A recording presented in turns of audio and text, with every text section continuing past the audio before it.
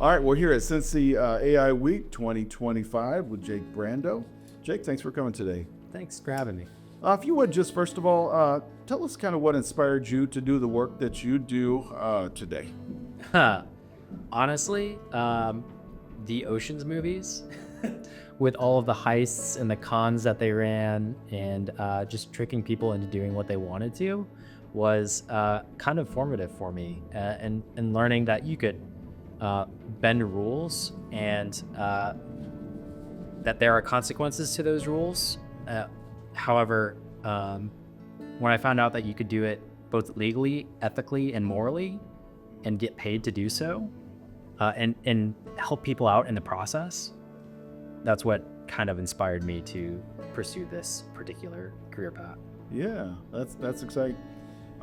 Speaking of AI, what is your honest take on AI and branding and content creation? Is it a threat? Is it a tool, or something else?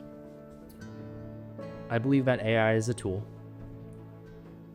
However, tools can be used both for good, for bad, and as a crutch. And if you use it as a crutch, it tends to limit your capabilities, and it will, in the long run, hinder your ability to, number one, adapt, and number two, it will keep you from progressing as far as you could. It'll limit your growth as well.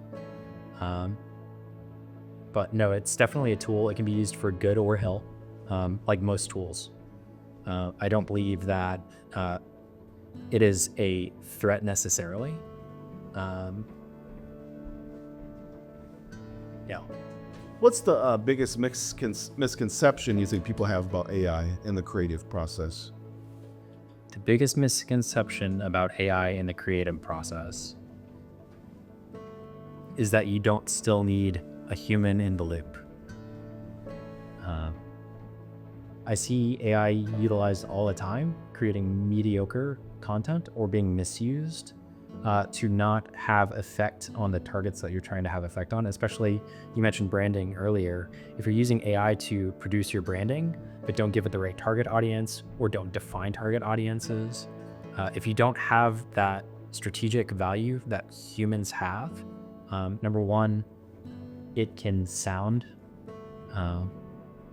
very generated. People are getting very good at understanding what sounds like AI and what sounds like a human.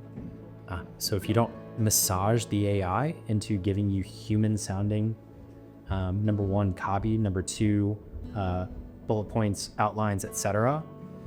And number three, if you don't connect with the human side of things, especially in branding, it doesn't matter how many times you use AI to shorten your work process or your workflow, it's not going to produce the value that ultimately lands you clients. Yeah.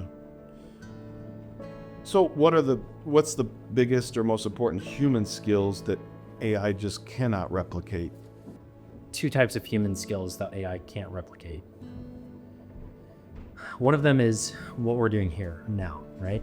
You're asking me questions. I'm feeding off of those questions and responding to you, but I'm using my experience and knowledge in order to properly synthesize the data and give you an answer that's appropriate. AI can do that to some extent, but I can understand just by the fact that we're in an interview and why we're here and all of that context without having to be fed that context up front. That's one of the human contact points, and looking somebody in the eyes and being able to converse with them. I can meet you on the level that AI just can't handle. Right. Yeah. What role should human emotion play in a world where AI can generate content instantly? Push of a button. I think story is everything. AI can tell stories, but I think it takes human intuition in order to understand how those stories can impact others. It takes human empathy in order to understand why that story impacts others. So the best stories are the ones that, number one, you can relate with, and number two, that mean something to you and you get value out of, right? I don't think AI can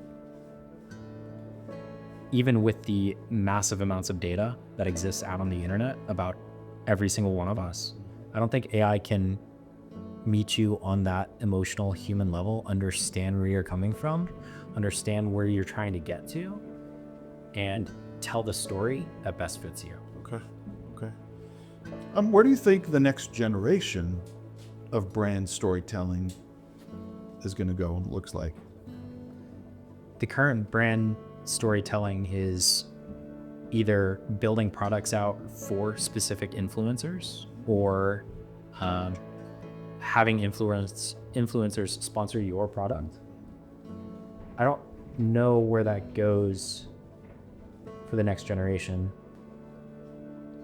If you can leverage the AI tool to build brands that better connect emotionally, I don't know if the data sets exist in order to fully understand human emotion the way that you can embed meaning into words. Yeah. Yeah. In your work, what does co-creation with AI really look like? Leveraging it to augment all of the things that I don't want to do, to allow me to focus on the things that differentiate my work and really put the value that differentiates my work from everybody else's work out on front. Let me do that work and have the AI co-create with me and handle all of the items that that either I don't have the skill set for because I haven't taken the time to learn those skill sets, or that I may have the skill set for, be able to massage the AI into giving better responses than it naturally would, but can do so on a efficiency scale that I would have to hire many, many people to help with. Yeah, that's good. And finally, what is your superpower, the thing that AI can never, ever learn? My superpower would be the ability to learn systems, what makes systems work, how to integrate systems together, and how to exploit systems really well and exploit the way that they work and see all of the gaps in how those systems work. Number one, so that you can fit systems together to make more efficient systems.